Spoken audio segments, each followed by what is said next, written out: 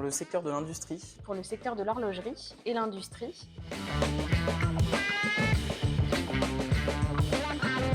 Ça passe par beaucoup de sourcing pour trouver la perle rare. Je pense que c'est aussi un petit peu l'expérience après qui parle pour les déceler assez rapidement. Et puis dès qu'on voit que ça commence à plutôt bien coller, on peut sentir la petite perle rare. Parfois, les perles rares viennent à nous, donc sur différents réseaux, ou alors le bouche à oreille fonctionne bien également. Dans l'horlogerie, les métiers d'art, on va recruter aussi des métiers plus techniques tels que des mécaniciens régleurs sur du conventionnel, sur des commandes numériques, également des techniciens de maintenance.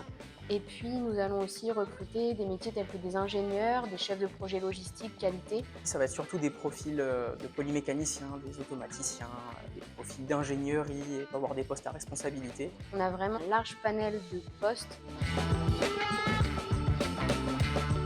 Ça va être essentiellement le canton de Vaud, mais ça peut s'étendre jusqu'à Genève ou jusqu'à Fribourg, le Valais. Ou même jusqu'à Neuchâtel.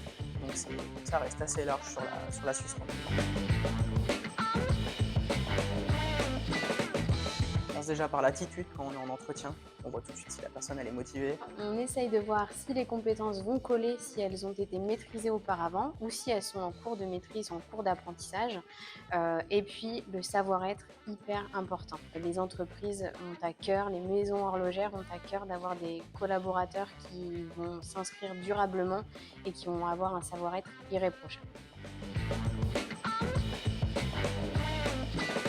C'est un collaborateur qui est diamantaire. Vraiment, ça a été le coup de cœur professionnel. J'ai pris passion à le positionner parce que je connaissais les valeurs de ce candidat, les valeurs de la maison qu'il allait intégrer, et ça a complètement matché entre le recruteur de la maison horlogère et le candidat. Notamment d'une personne qui a pris poste parce qu'il était proche de la retraite et il pensait jamais retrouver un poste. Et donc quand on a pu le repositionner, il était vraiment heureux. Il y a de beaux moments.